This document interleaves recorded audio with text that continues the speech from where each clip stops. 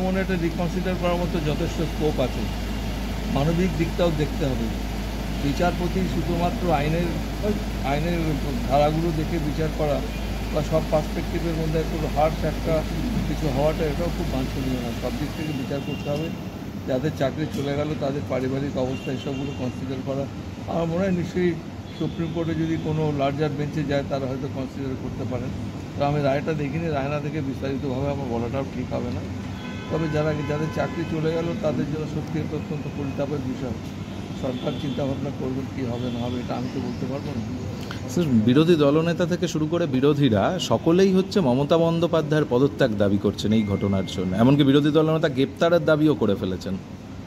এসব কথা অবান্তর কথার কোনো মানে হয় না। তারা তো আমাদের মোদি সাহেব মানে আমাদের প্রধানমন্ত্রীকেও গ্রেপ্তার করতে হয়। এরকম অনেক ইনস্ট্যান্স রয়েছে যাতে কেন্দ্র সরকারের বিরুদ্ধে অনেক রায় গেছে। এ কথার কোনো অর্থই হয় না।